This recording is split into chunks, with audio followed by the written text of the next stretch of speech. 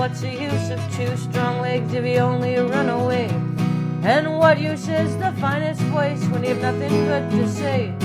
What good is strength and muscle if you only push and shove? And what's the use of two good ears when you can't hear those you love? It's not just what you're born with, it's what you choose to bear.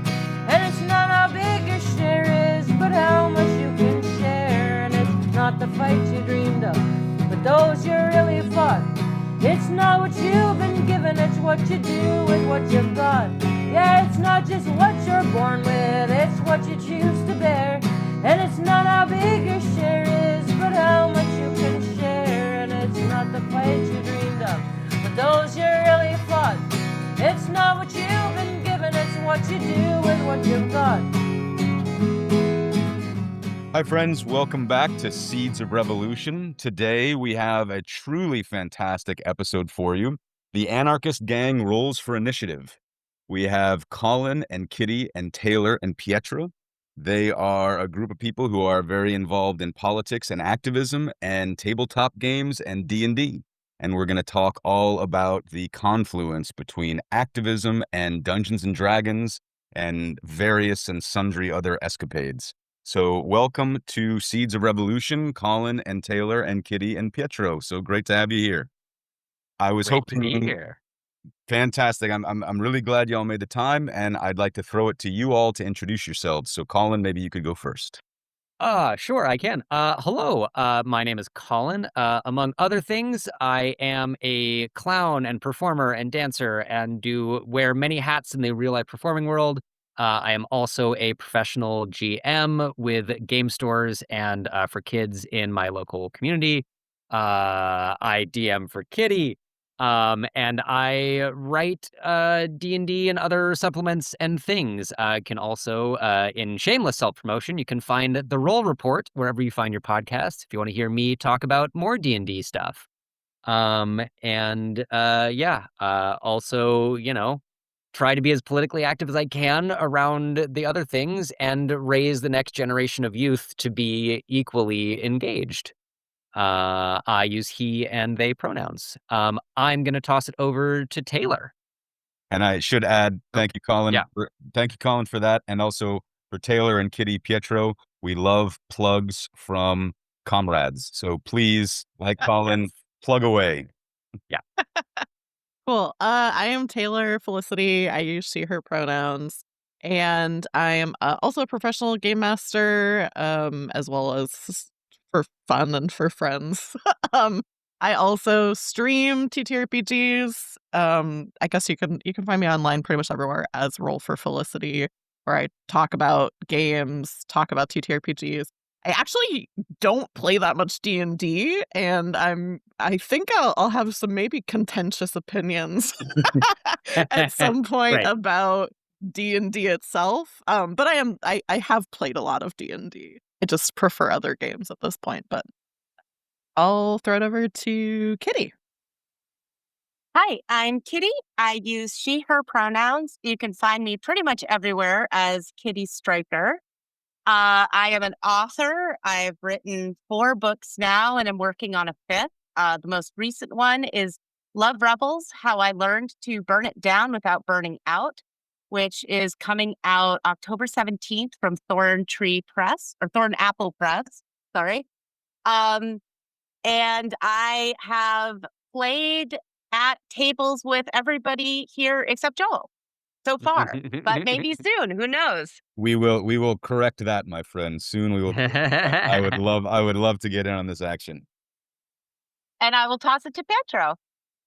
Hi, I'm Pietro Calogero. I go by he, him pronouns, or Doc. Just not hey asshole. Yeah. So I started playing D&D in 1980. And then I stopped because it was a bit too crunchy for me at the time. Actually became interested in it shortly after becoming very interested in anarchism in the late 90s and early aughts, because the Wizards of the Coast, who publishes Dungeons and Dragons, maintains that intellectual property, did an open gaming license. They open sourced the rules in 2000 as a gesture of goodwill towards the gaming community at that point. They then tried to revoke that in recent years, which triggered massive blowback because this is one of those questions every anarchist should think about of like, what does property mean? What does belonging mean? What does, generation and creation of things mean? And Wizards of the Coast is owned by Hasbro, and Hasbro decided they had not capitalized enough on this particular intellectual property, and they were fools. And they tried to claw back the open source license, and there was a massive revolt because of that. And I think, like Taylor, I'm experimenting with a system which is of my own, simpler rules. So I don't play D&D proper, but definitely do role playing. Well, thank you all so much for being here. And this, as Kitty was mentioning her book, this episode was the idea for this episode came from my previous interview with Kitty about her book. So please go listen to our previous episode of Seeds of Revolution when we talked to Kitty about her fantastic book. So my first question, maybe I'll throw it to Kitty and then open it up to the floor. Where does tabletop gaming and D&D fit within activism? When we talked, once I heard you explain it for 5 minutes, or actually probably about 30 seconds, I was like, oh shit, of course, that makes perfect sense. But for our listeners who haven't had that epiphany yet, how and why and where do these go together? Yeah, I mean, I think one thing that everybody who has been a GM for me has realized: politics permeate everything in my life. I can't help it. It's just every character has a relationship to the world, has a relationship to power, has a relationship to capitalism, and has different ways that they like to solve problems. So I think that tabletop role playing can be a way to, on a very practical level, learn to work with a group to solve a problem in a variety of different ways, and is also kind of a way to understand consequences. I think that there's an oft-cited thing: don't be a murder hobo, right? Which is, a lot of people, when they play tabletop games, they have a tendency, especially in the beginning, to just go around killing everything and everyone willy-nilly. And I will say Dungeons and Dragons kind of rewards that behavior to a certain extent. That is how you gain XP. That's how you gain loot. So there is a balance that you have to learn to strike between doing what the game mechanics encourage you to do so that you can use your skills to their best capability, but you also have to be very clever and learn how to subvert those things so that maybe you don't have to end every conflict with violence. As we were talking a little bit earlier, I love to unionize, especially low-level minions. And I have found that that is such an effective strategy for changing the dynamic between the sort of low-level combatants that I don't necessarily have anything against. They don't necessarily have a problem with me. Their boss just told them to protect this thing or to fight us. But oftentimes they're low paid. They are treated as disposable. And once you start to explain that to them, they start to think, hey, maybe I should fight the man instead. And so I think that has been a really rewarding experience at the table, while also being a way to explore how do we solve problems, especially how do we solve problems with power dynamics. I will readily confess to being a murder bot when I first started. My character was a dragonborn barbarian named Walter McWalter, the one-nostriled, and he was proficient in ripping off people's limbs and beating them to death with their own limbs. So your your thoughts about that ring really true and really personal to me. I mean, Pietro definitely was my GM during a period of time where my little goblin arcane trickster was really into interrogation with some pretty graphic results. So, I mean, I get it. But, like, I also There were think that unintended deaths. Yeah, and unintended consequences that came down much later. And I think that's one of the things that is also really special about tabletop is that you can act out in ways that are really not recommended in your day-to-day life. So it can be a stress relief. I think it's really important to make sure at the table that what everybody is trying to get from it Yeah. is along the same lines. And I'll say Taylor has been exceptionally good at that. I don't know if you want to talk a little bit about your sort of session zero form. Oh, yeah, I can talk about that. So especially because I stream tabletop games, I live stream them often on Twitch. So there's a concept in tabletop games, sometimes referred to conversation tools, sometimes referred to safety tools.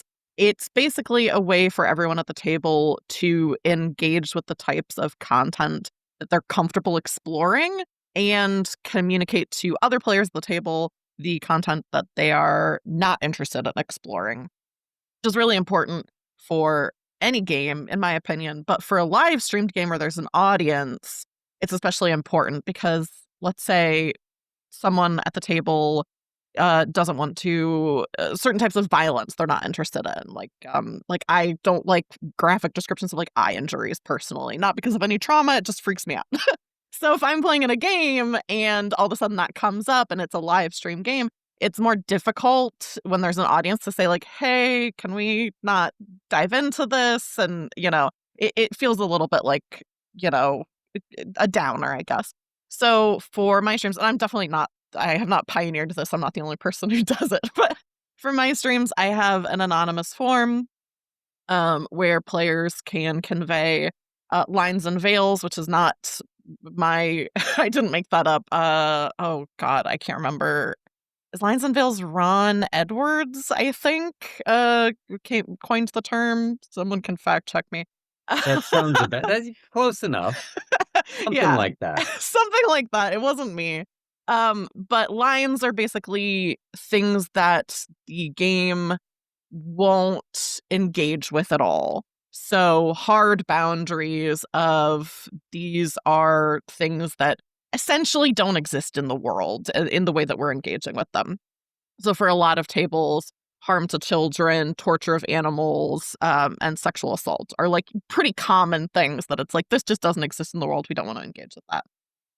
Oh, thank you. Colin just in the chat said Ron Edward Yeah. for a game called Sorcerer. Yeah. And then veils are things where it's like these things can exist in the world. They can be a part of someone's backstory, but they're not going to be a focus of the game itself. So I have an anonymous Google form when people are going to appear on my channel where they can say, these are my lines, these are my veils. And also I have a spot for what are things that you want to see in the game. That way I, as a GM, or even just as a facilitator, because I play a lot of games that don't have a proper GM-less games, or games where like the structure of the game conveys it forward. It's still helpful for me producing the stream to know, oh, this person really wants romance, or this person is really interested in bonding moments with other players, or this person wants to have a union organization, something like that. And I think it's a way to facilitate communication, like Kitty was saying. That's one of the most important things I think TTRPGs can teach people who are interested in political work or anarchism, talking and saying, this is what I like, this is what I don't like, and opening up that conversation where people might not bring that up themselves. Taylor, I really like your conception and your explanation of lines and veils. I can see a lot of parallels just in my own political life and my activism. Pietro, I was wondering, when Taylor's talking about those lines and veils, and I know you mentioned earlier you are interested and got involved in anarchism, if you see that same thing, those same necessities for communication and establishment of boundaries in your political life as well as in your tabletop gaming life. I do. Part of the challenge is acts of speech can be acts of violence. And the kinds of roles that people have in society, what they bring into a room, if what you're trying to develop is mutual trust and mutual aid, that requires a lot of unlearning as well as learning. I mean, learning to work with others, as peers, but also unlearning a lot of the assumptions that we have in our societies and that are embedded in our language. Pronouns being a great place to start this interview with, because that's one of the places of, a really substantive change that has opened up a lot of space, particularly for people who are intergender or trans. Yeah, so there's kind of in role-playing games, there's fantasy, there's escapism, but there's always sort of a double layer parallel going on, right? And so you're always bringing in what your assumptions are, and you're reviewing the assumptions that come in from the background that you're in. And so in a way, if you're using the role-playing game to train different modes of behavior, that's super important. Lines of Bills, it does come from Ron Edwards, but also, a fair bit of what we're doing is learning from the BDSM community about consent, about safe words, about, what is acceptable if you're doing some sort of a fantasy role play, right? And in fact, in role-playing games, we're kind of ceding over the term dungeon master to the BDSM community, sort of out of professional courtesy. We use the term game master now and let them use DM. So Despite there being probably a lot of crossover between those two roles. Oh, yeah. absolutely can be. Absolutely can be. And if anything, for people who may not, maybe they're sort of curious about, that they could then maybe explore through a sort of tamer way of thinking about what ifs. But it's not necessarily that tame. The violence in these games, I think when it moved out of say suburbia in the 1970s amongst privileged white kids, really role-playing games have encountered people who have suffered a lot of violence. And so even if you're doing something fun where you're wiping out kobolds, which Kitty would object to, there's, I think, for a lot of people, like a sense of being on the receiving end of that. And one of the really important shifts in looking at that parallel was this really strong movement in the teens of rejecting the notion that, say, an orc or a goblin or a kobold is just a monster and therefore can just be killed with no consequence. It's like, well, what do we mean by monster? Who's been called monster before? Where does that sound familiar? And so there's been this big critique of it. Although we're doing fantasy role play, there are ways in which it's like, okay, there's still gonna always be some contact with the real world that we're in. It's surprising how much it is not just an escapism. Yeah. It works on the metaphorical and non-metaphorical level so well. Kitty. Yeah, I wanted to speak on that because one of the things I absolutely loved in my game with Pietro, which we started right when the pandemic put us in lockdown. So we got really committed really quickly to that game.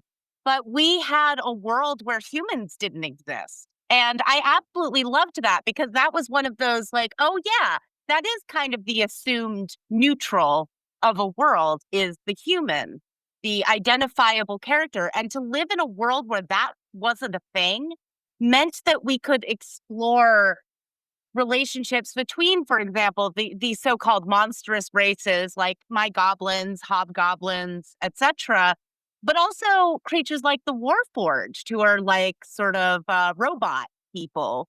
And like, do they have souls? What does that look like? Are they are they human in the same way? Understanding different cultures was a huge part of that campaign. And we also, I think, one thing I wanted to say, Pietro did really, really well. We encountered a fair amount of violence. There was definitely oppression of various goblinoids. That was, we dealt with indentured servitude and getting rid of that. We ended up destroying the government in the end, with some of the government's buy-in, which was wild. It was there was violence against sex workers, which was something that happened that created an environment where we had to be moved into action in certain ways. But I also really appreciated that even though I don't think that was a line or a veil for any of us, we were able to talk to Pietro and say, hey, maybe like a little less that. That strikes a little too close to home. Can we like veer? And we were able to do that no problem. I know later in the campaign, our party was like selling drugs. That was kind of our like back end moneymaker. And someone at the table was like, hey, I'm kind of dealing with a situation right now where this kind of makes me uncomfortable. Can we not talk about that as much? And that was totally fine. Oh God, I wish activist groups did that kind of check-in more often and said, hey, maybe we don't do this kind of direct action right now. Maybe we pull back and we do this other thing instead. How is everybody feeling? Like that kind of check-in would be incredible. Colin, I know you have some thoughts. Yeah, I mean, I think I have just kind of things that I wanted to point out mostly. One, Pietro, to what something you were saying about the population of D&D expanding. I think it is one of the things I find most interesting and fun. One of the largest D&D certainly and like RPG playing populations in the US is prison populations. As much as there are like many barriers to having pencils, having dice, having the books and like, you know, the things that you might want for this. I know I think This American Life and like NPR and another number of other organizations have done larger stories about this, but like it's such a huge thing. And I think for many of the reasons we're already talking about, that you are I'm, you know, imagine this isolated, cut off population without a lot going on, and you are engaging your imagination, your creativity, and you are learning to cooperate with the people around you. And again, not knowing the hard data on this, I'm like, I assume that means you have to be in a party and make it work with people that do not share your background, do not share the reasons that you might be in prison or like your upbringing and things that might have brought you to that. Because in the US, it could be literally anything. But I think that speaks to the universality of it and the fact that it really fills some of this communication and understanding niche that our school systems and social systems don't really provide. And the other thing is kind of just the arc of D&D historically and what it treats as canon very, very, very slowly shifts towards a more egalitarian thing. And this is not to excuse the way it was written, but in its original form, orcs, goblins, hobgoblins, the monstrous races, they are just evil. You can always kill them and not feel bad. And when people started kind of going, this is a problem, why did this happen? Also kind of setting aside Gary Gygax's biological determinism, like outright I was gonna racism. say, the way he treats women as a thing. To briefly mention things that your listeners could go and check out, like there is something called a harlot table where you roll dice to find descriptions of slutty women in a town you meet. There is the fact that original D&D, if your character is female, your ability scores, the measures of your physical attributes are capped lower or differently than if you're a male character. So these things slowly over time diminish.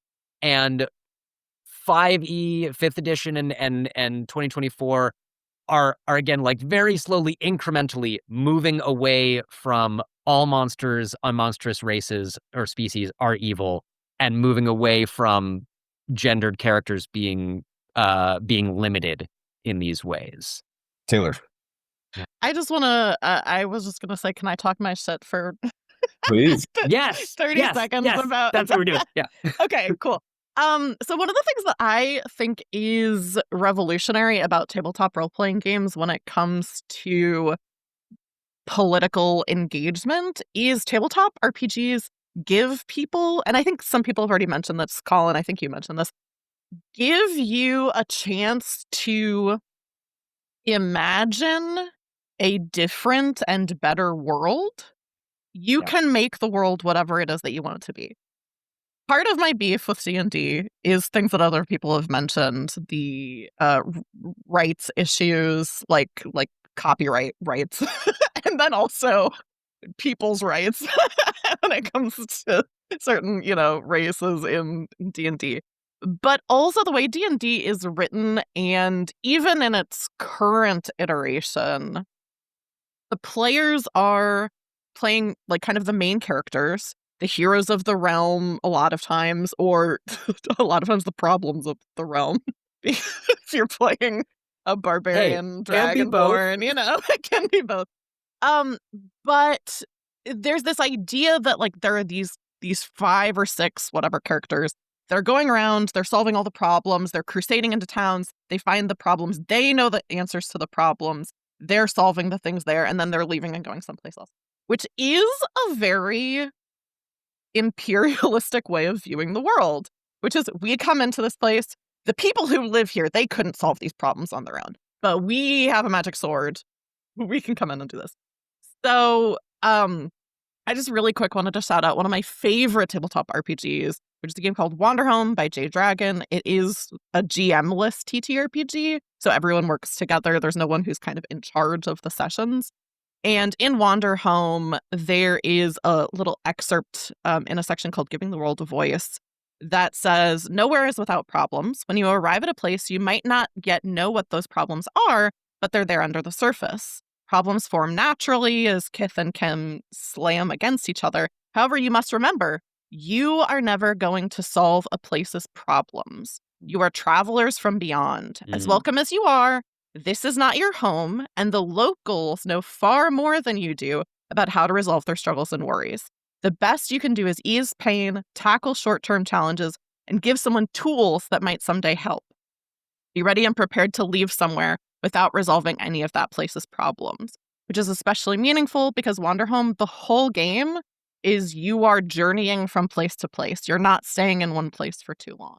And I think those types of things are ways that we can imagine a different world in the structure of what the game is saying. This game is saying something about the world that you're creating, and I think that opens up people's minds as players of, oh, I don't have to solve all the problems every place that I go.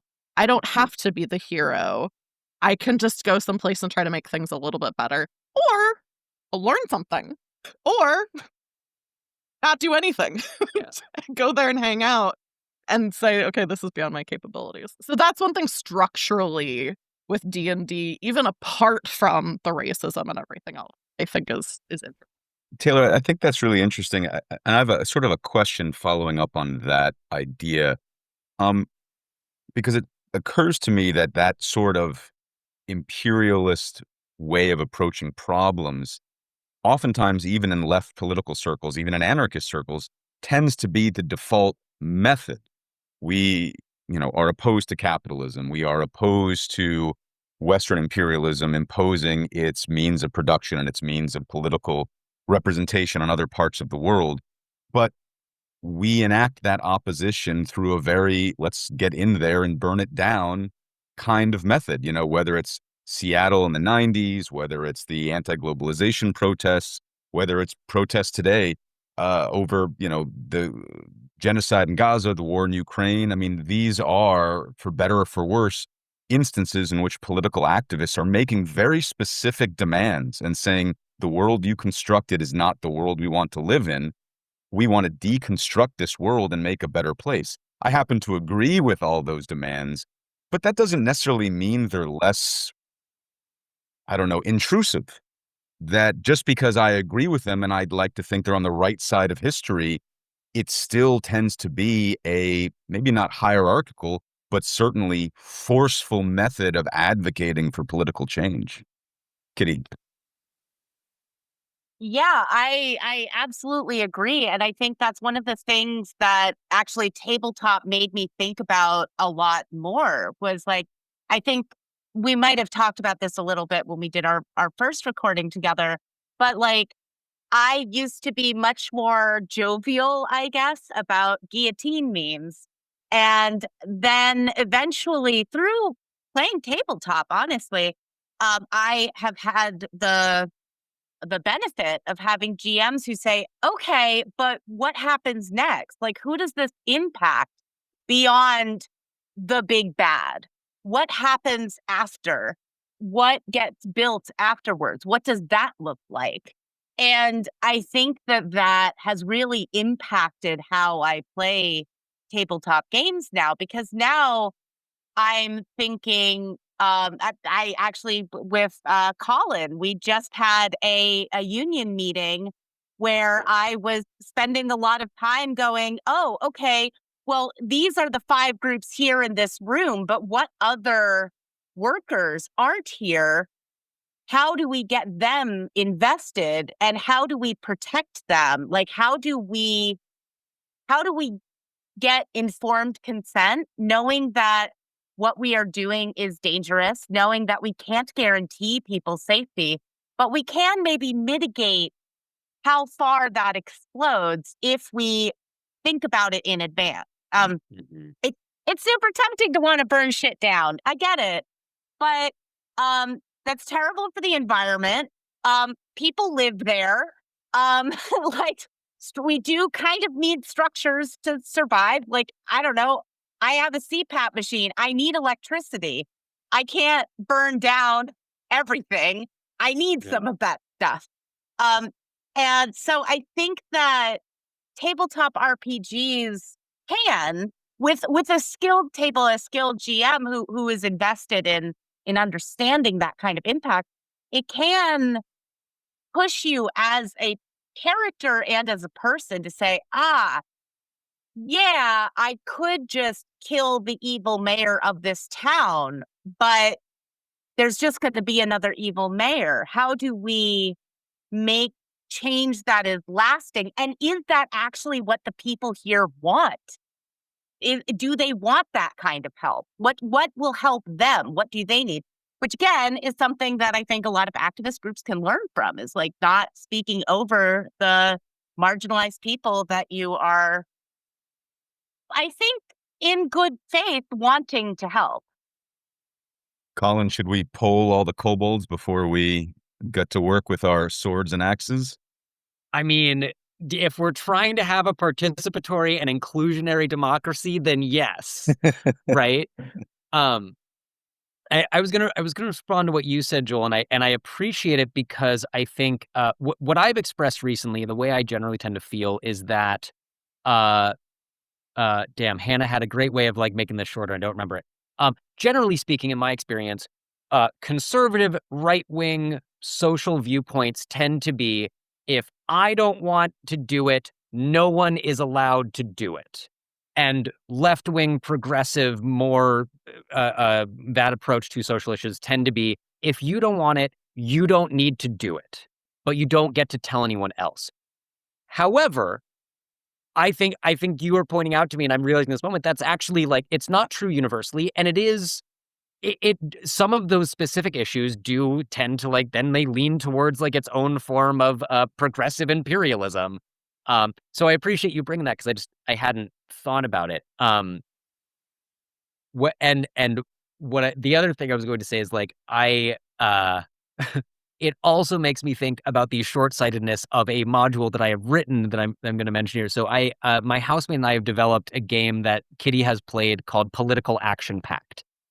It is kind of system neutral, but we played it with D&D. But basically, you're a small party of activists. You are assigned by your slight superior in the activist organization to take a big banner up to the roof of a government building and let it drop as the corrupt mayor is making his re-election speech. That's kind of the entire setup. And then we like let our parties loose. And so far, everyone has found a different way of doing this.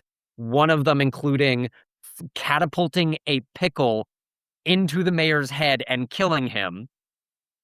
But that's where we end. The end of the game is you dropped the banner.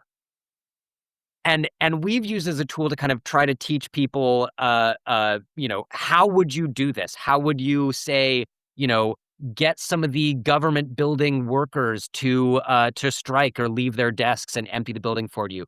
There's a rally that's happening outside the mayor's speech. How would you use those people as a distraction so you can climb the building and put this banner in place? But then we stop, and we never really have. So far, we have not built the next module that asks, what happens next? And I think, Kitty, you have a very good point that especially in D&D, we get to talk about what happens next. We get to imagine what happens next, versus in the real world, an activist organization might make a statement, might do some direct action, might protest in front of a government building, and you don't know how people are going to respond. but we've kind of created like, well, we've got the first step of imagining how you do it, and now we can make the next step of what do you do when the government's like, hey, stop that, we're gonna chase after you. I think I'm probably thinking about what happens next, because in our version, my character got arrested. So, which Jailbreak was, is on the list of plannings for sure. yeah, which was part of the plan. And I mean, that is something that is really interesting to be like, okay, like who here can afford to get arrested? My character had a rich family, and so I was like, well, if anyone's gonna get arrested, like I can get bailed out, so I'll do it. Um, and I think that's really interesting to like explore those aspects and like to understand that there might be consequences. One of the games I wanted to shout out that is not D&D is Fiasco, which is a game that I absolutely love. And it's a GM-less game by Jason Morningstar. And basically, it's a Coen Brothers movie as a tabletop role-playing experience. You cannot win. You can only lose less badly than other people at the table, but that might not even be your goal. It's fun to fail, and it encourages you to try things and see what happens in a way that I think can be really scary as an activist, where, it's very easy to be like, well, this is what I've seen be safe or safer. I'm going to just keep doing that. I'm afraid of being uncomfortable. I'm afraid of risk. I think that playing tabletop games has encouraged me to learn how to keep my head on a swivel, but also lean into that risk on occasion and say, you know what, actually, this is a time that I can afford a little bit of danger. This is a time that I can, I don't know, cushion myself from having a failure. And I am willing to take that on to an extent that other people here are not or cannot. Pietro, I'd like your take on the conversation that Taylor started about, imperialism in gaming and how that translates to left politics, and if we should pull the orcs before we decide to storm the castle.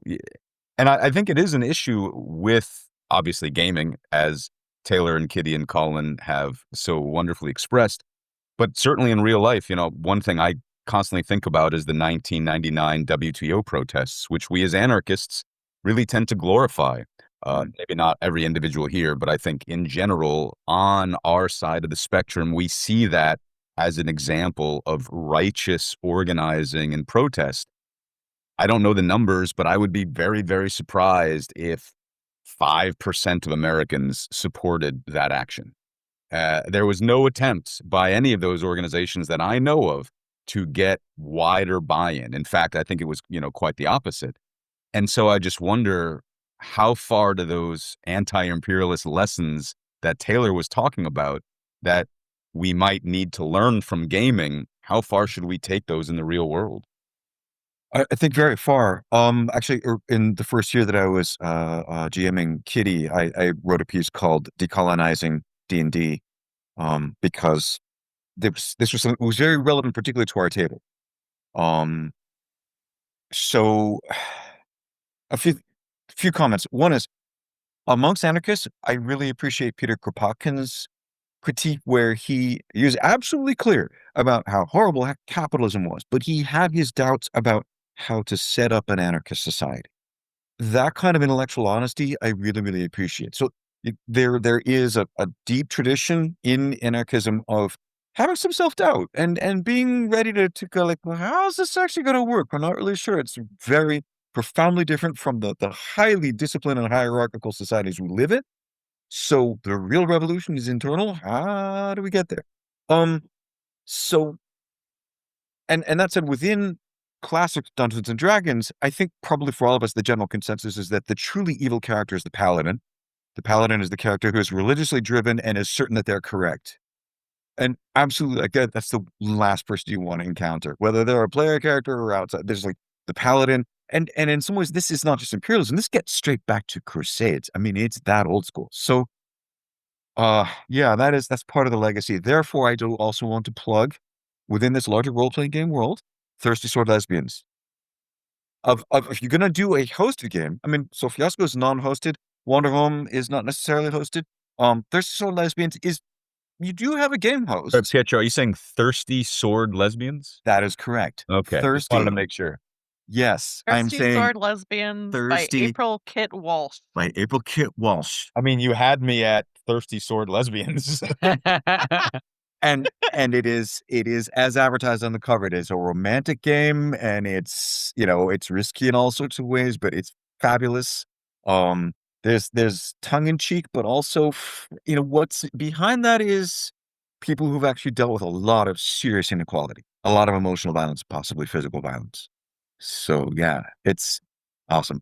And but this is also to just reaffirm that when we're talking about rolling for initiative in this episode, all of us, I think, have fanned out into the wider role-playing game world, and these are absolutely games where you use dice, and, you know, it has you know, similar format of character sheets and all that, but there is a larger world certainly than Dungeons and Dragons per se. Sure.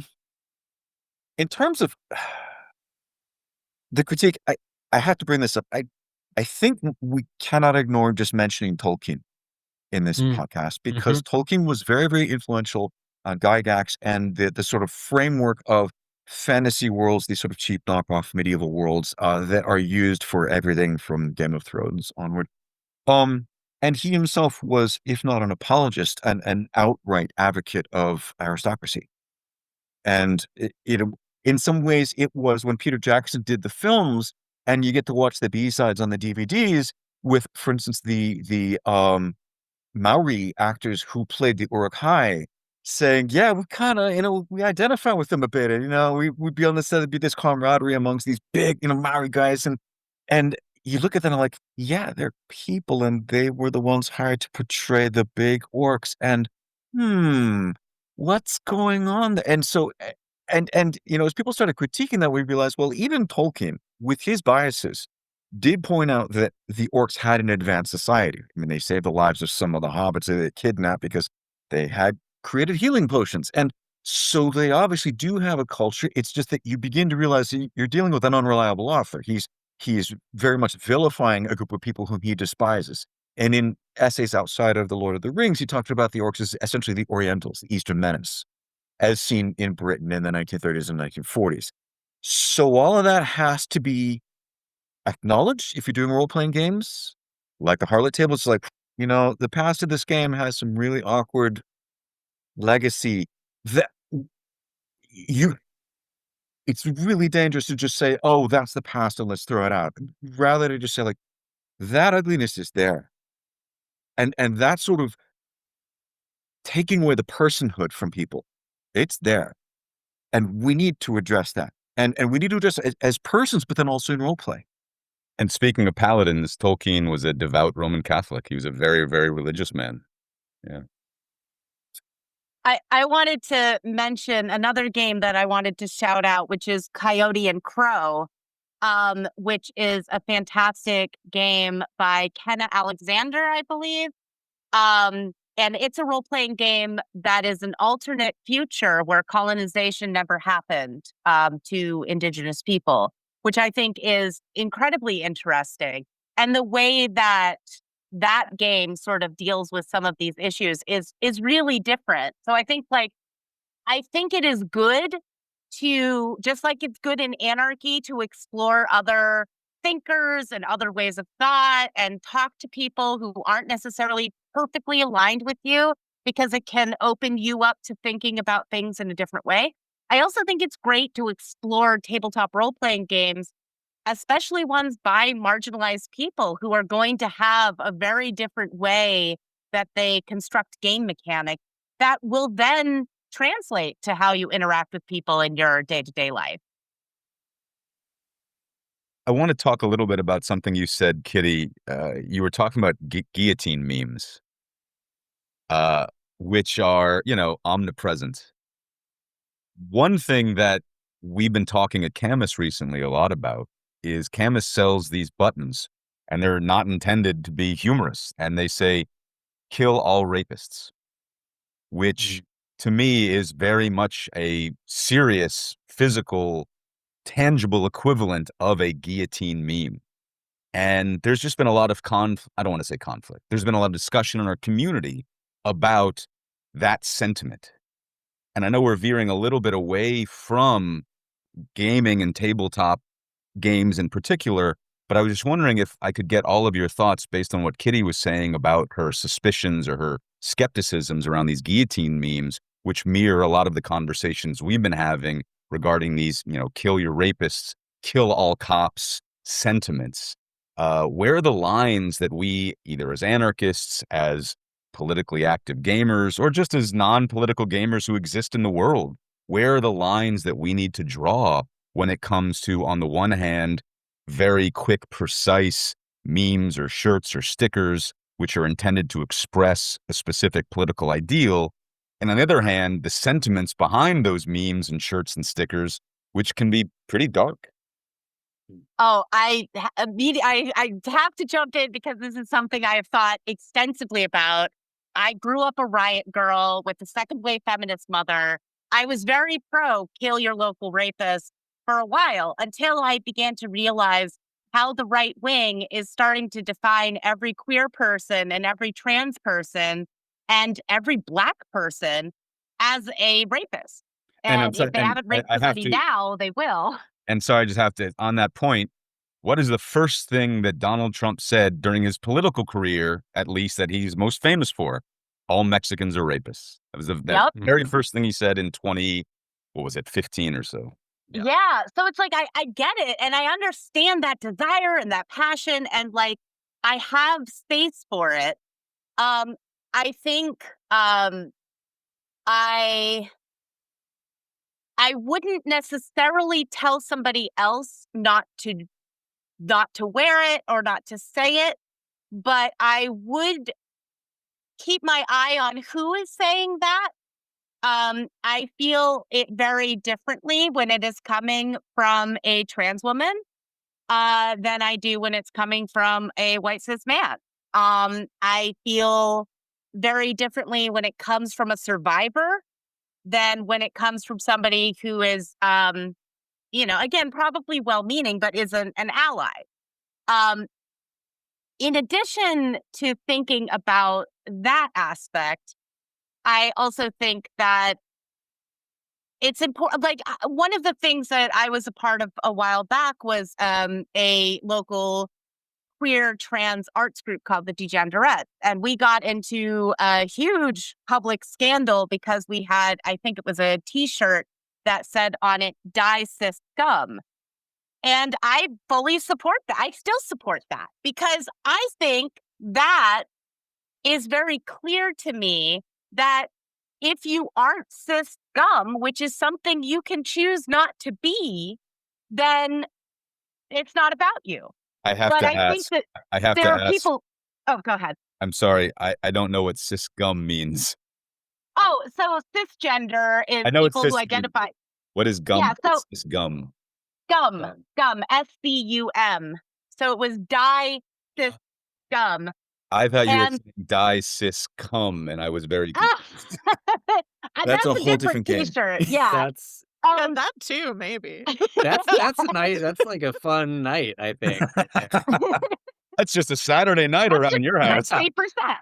That's safe for sex. But I think that at the time I was like, well, I think I can understand the phrase as something that comes from a place of anger that does not have to mean me. I can choose not to be defensive about this. Just as I don't mind when I see Black folks saying "kill Whitey." Yeah, I mean, honestly, I'm kind of for it, But that is very different from some of the places that I've seen this, like, kill your local rapist come from, which is honestly a bunch, in my experience, cisgender white women who have been using, not necessarily individually, but as a group, we are seeing a lot of cisgendered white women using rape language to villainize trans women in particular. And so if I see a cisgender white woman wearing a pin like that, I'm immediately going to go, is this person safe? I'm not necessarily not going to talk to them, but I am going to second guess. And so I think just as I still sometimes wear guillotine earrings, there are situations where I'm like, this feels like a safe place to be playful about this. But I wouldn't necessarily do that when I'm, for example, talking about my book, because I'm not necessarily speaking to my people. So I think that there is a certain amount of optics that I personally choose to be aware of and choose to enact in my own life. Again, though, I have a tendency to say, I would like you to consider this information. What you do with that is up to you. Sure. Uh, Kitty, I agree. I think your point about who is wearing this statement, who is saying this, is an extremely important one to consider if you see this out in the world.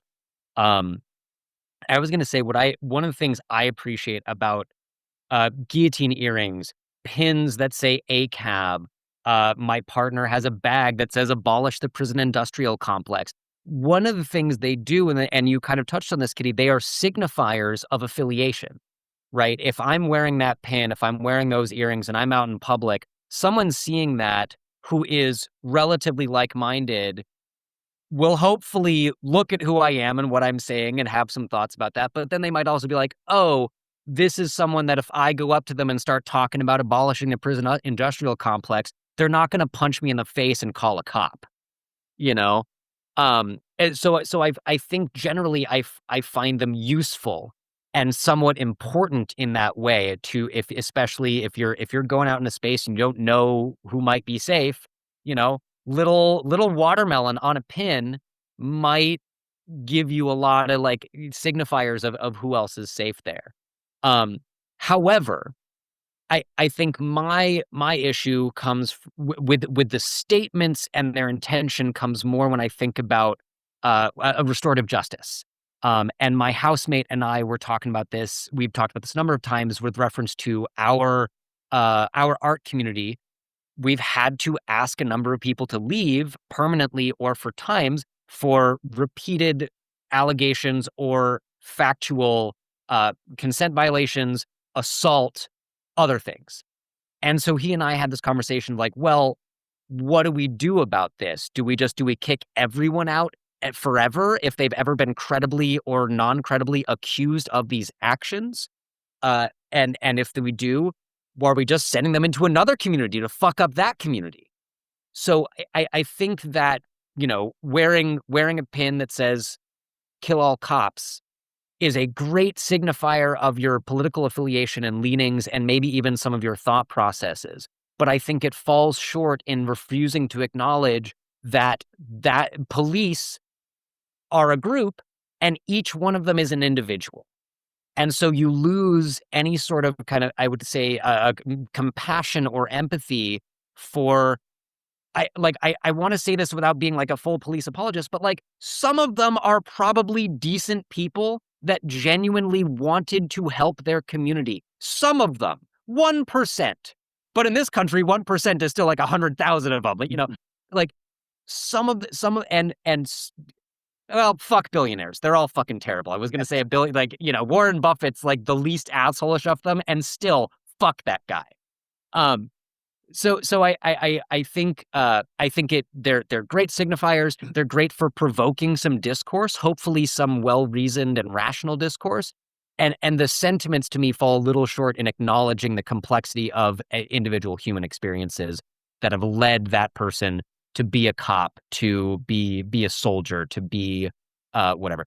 And rapists, some of them might regret their actions. It's like, I just want to acknowledge the possibility that some people who have repeatedly or egregiously violated consent and boundaries might not have any excuse or reason, but might genuinely be remorseful and want to change. And should we not encourage that aspect of restorative justice rather than killing them?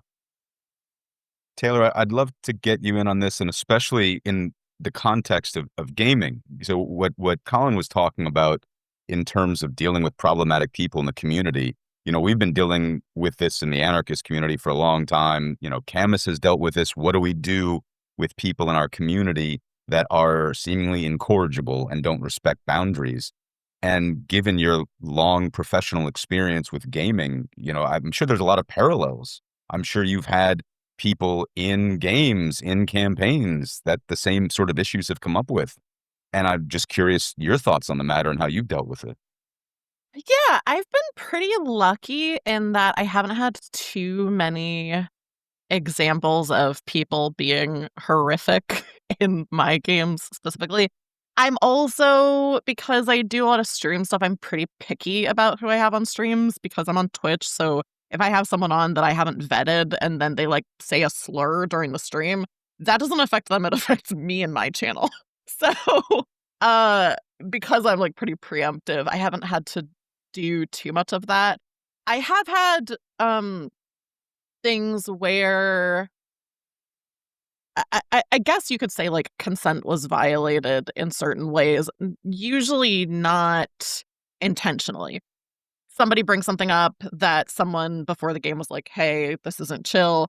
Or I've had games where something was brought up in jest that felt really gross to me, like towards my character or towards someone else at the table. In those instances, since they haven't been egregious, I've messaged people, like I've had a GM before, a couple different times. Sorry, I've had GMs where something happened in the game, and then I was like, oh, I don't really like that happened, and I've messaged them and just said, hey, I don't think you're a bad person. I don't never want to play with you again, but you had this thing happen, and don't ever do that again. Don't ever have that happen again, at least to my character. Or if it's been on like a streamed game, telling the person who's producing or telling the person who's GMing, this thing happened during the stream. Heads up, you might want to have some protocol in place for that. Where, I was on a stream one time where I didn't realize that there was going to be subterfuge between player characters. I didn't realize that betrayal was like a big part of the game. And so my character ended up getting killed by someone else when I didn't even know that was on the table. And so the next day I did message the GM and say, hey, that was pretty awful. I was on a streamed game. I couldn't really say, hey, this fucking sucks. I'm leaving the Zoom call, because then people watching are like, okay, that lady is a bitch or whatever. But so I think talking to people in cases where it's not so egregious is probably the best. So I did also quickly want to say, with regard to the kind of memes or like tongue-in-cheek short way, bumper stickers, that kind of thing, with especially like ACAB or like Kill All Cops, that kind of stuff. I think for me, with how that intersects with tabletop RPGs, I'm always very interested in playing games with people who I know are very anti-cop, which I personally am. But then as a GM, they're like, oh, the main way of like wrangling the story back together is having the city guard come and arrest people. And I'm like, okay, so you are a cop. Like, you, the GM, are kind of pro-cop in your version of the world. So, like, one of my stances for games that I run is police at best are incompetent. I do not ever have police or guards or anything come in and be like the saviors of the day. They're at best well-intentioned but incompetent. So I think if you want to have like a little, it's easy to say like ACAB, and it's easy to say kill the cop in your head. But like literally, if you're running games, don't have cops be good. I think it's like, if there's one takeaway from this in TTRPGs, anyone listening to this, don't have cops be good. Don't have the city guard be good. Yeah, I think in my game with Colin, we kill cops all the time. Oh yeah, all the time. It's kind of a crucial function, and they're usually idiots. Yeah. I will say on that note, like I have a regular teen group, and they are the composition has changed slightly, but we are learning the fuck around and find out rules. Because I'm like, well, they're not competent, but when you, player, run into the street shouting murder, after you've already attacked a gnome in that exact location an hour previously in the game, there's gonna be police there because we've built this world together. And when you then lie to them badly and try to punch them, there's going to be consequences. We all have to agree on this. Pietro, what's the role, if any, of law enforcement, of hierarchical monopolizers of force in the games that you run? Well, I mean, in different places, people have different conceptions of how to keep order, right? And so, what's the story that's told that makes that government credible, that makes that regime credible? I mean, some of it in role playing games, sometimes it can be pretty functional. I mean, it does boil down to a lot of what Colin was just talking about. Of yeah, if you behave in a way in a town, actually the town guard's going to respond. So this does actually limit the degree to which you can walk into a tavern, play mail on, you know, wielding a halberd or something like that. But I want to get back to something else, which Taylor had brought up, and Colin just mentioned it again as well, which is that in role playing games, you are building worlds. And that's a really important part of the work of imagining something else that is possible. So you're trying to build a world, but then you're kind of road testing it with people. Just like, well, all right, so how do people with different motivations, how would their characters with different motivations do this or this or this? And it might be FAFO. It might be just like, well, let's try this and see what happens. And you, as a game host, you have to give some sort of a plausible response. Um, and so I think one of the other things I wanted to get back to in terms of thinking about very short sayings on buttons or on bumper stickers is that I'm much more in favor of questions, subversive questions, things that just make people think about like, huh, why does it have to be this way? Do things really have to be this messed up? Or how could they be very different? And so prying open those questions is much more rarely sort of something that can be taken by ideological, rigid people who they're certain that they're correct. So I like the questions. In terms of, I mean, this is coming up so Kitty, you can't tell this to my players. But actually they're about to go into an area that has slid rapidly into fascism. And they're going to have to deal with the fact that this one character grew up there, and the rules have changed. The assumptions, the conversation has changed. They're going to hear about it through the conversation. How has the justification of law enforcement changed? How have social roles changed? How has stereotyping changed or arisen in this case? So thinking those things through, it can be tough, but yeah, for anybody who's building worlds, we're actively practicing that work of like, well, things don't have to be the way they are now. How can they be different? So thank you, Taylor, for bringing that up. Yeah. I just had another thought that I wanted to bring up really quickly because I think it's something that's happened at all three of your tables that I've been at. Another thing I really appreciate about tabletop role-playing games is that not everyone at the table has to feel like the way you resolve a problem is the right way.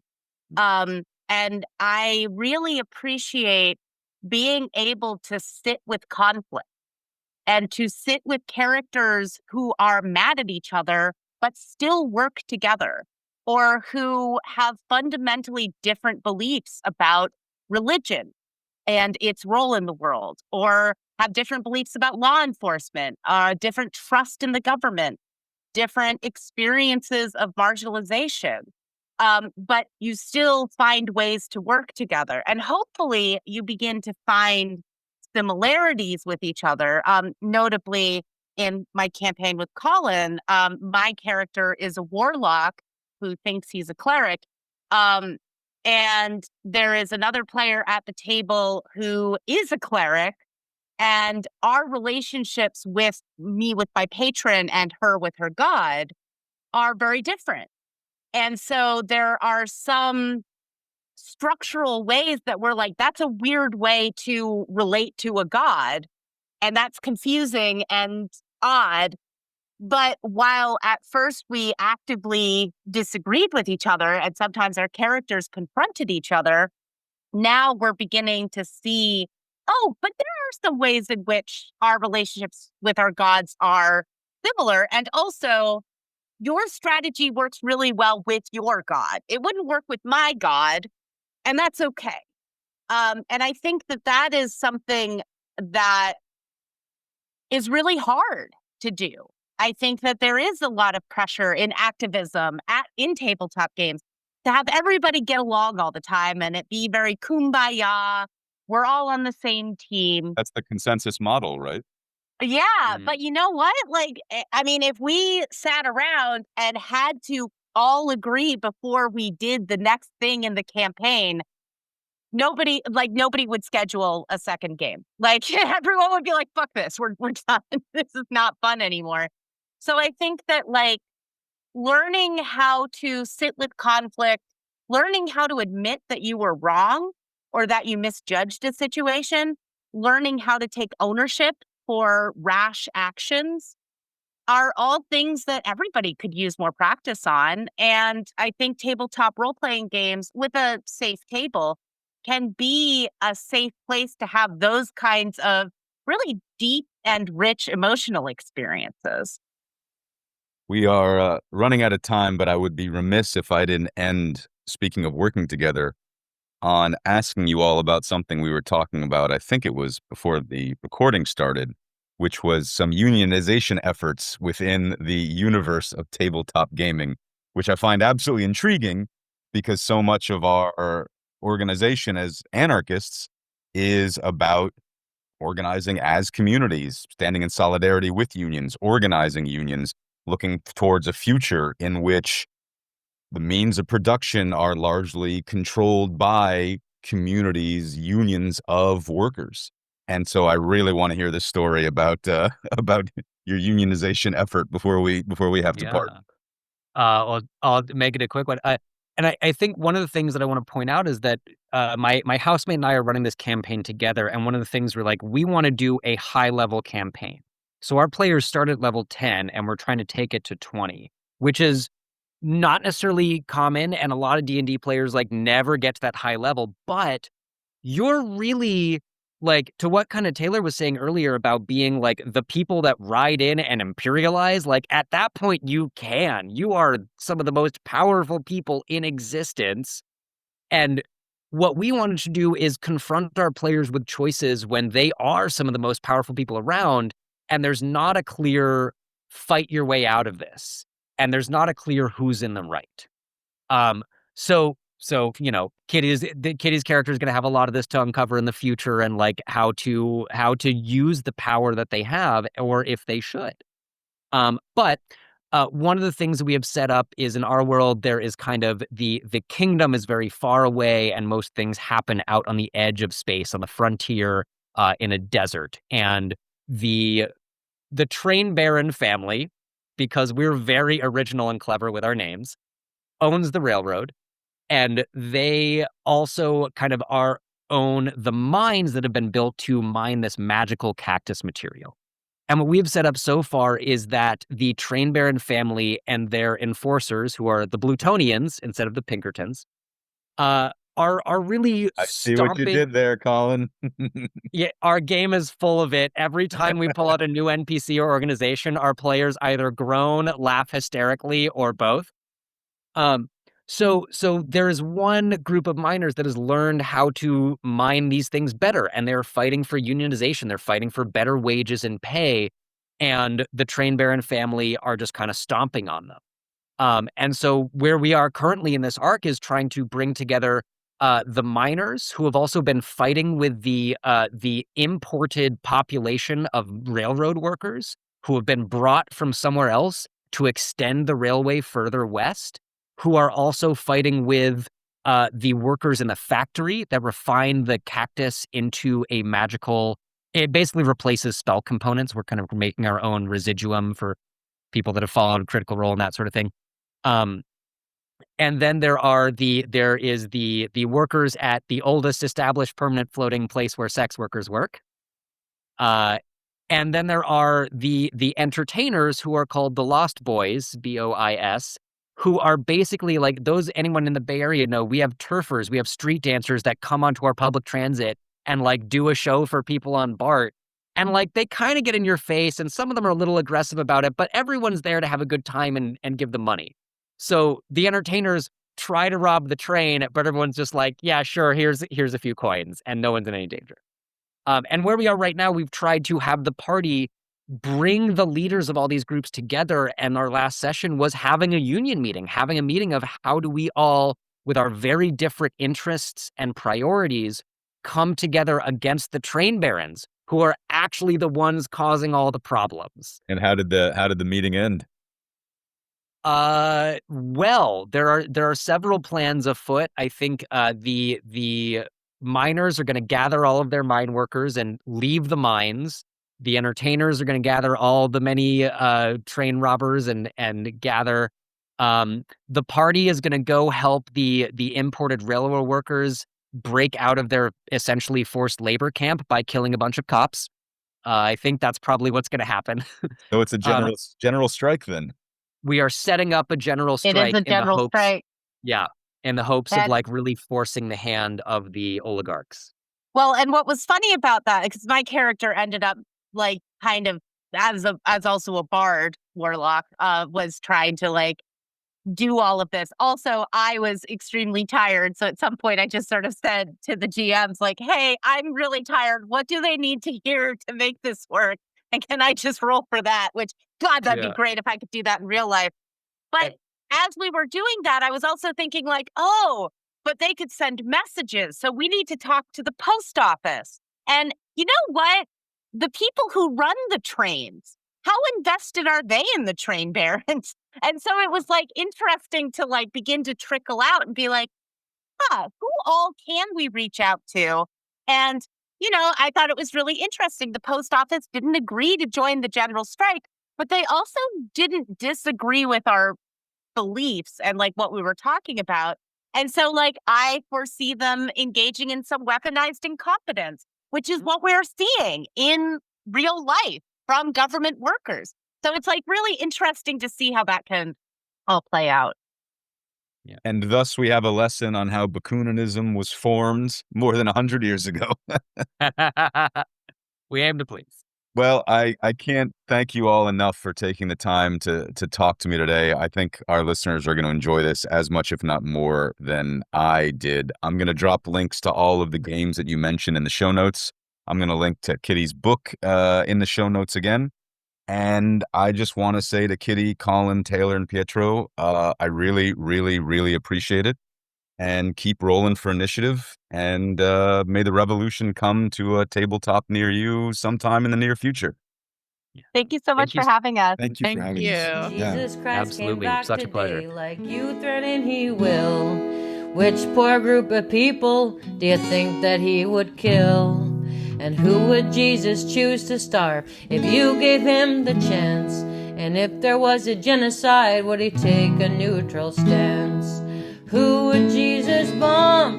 Tell me, who would Jesus bomb? Would it be kids in Palestine, or how about Vietnam?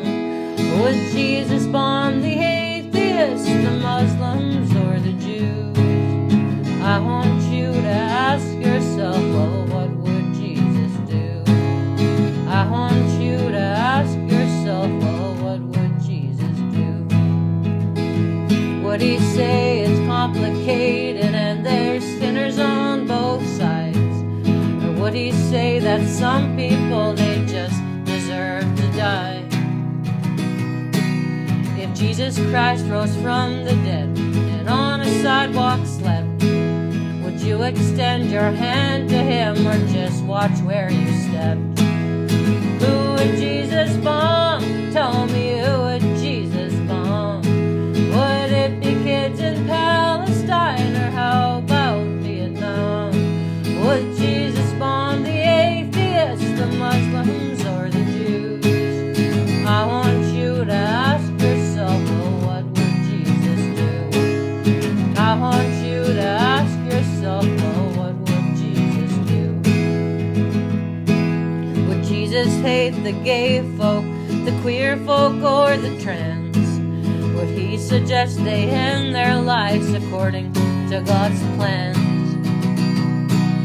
Would Jesus Jesus tell a homeless man to get a fucking job? Or turn his back on the poor? Would Jesus be a snob?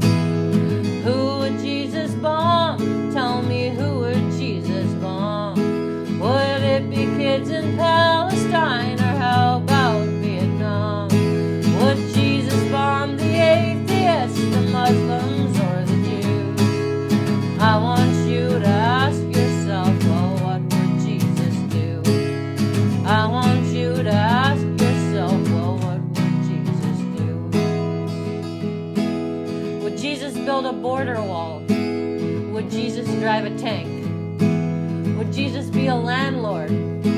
Would Jesus run a bank? Would Jesus Christ feel safe in his skin if he came to your town?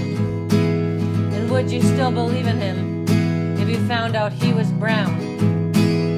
Who would Jesus bomb? Tell me, who would Jesus bomb? Would it be kids in Palestine, or how about Vietnam? Would Jesus bomb the atheists, the Muslims, or the Jews? I want you to ask yourself, well, what would Jesus do? I want you to ask yourself, well, what would Jesus do? Yeah, who would Jesus bomb? Tell me, who would Jesus bomb? Would it be kids in Palestine, or how about Vietnam? Would Jesus bomb the atheists, the Muslims, or the Jews? I want you to ask yourself, well, what would Jesus do? I want you to ask yourself, well, what would Jesus do? I want you to ask yourself, well,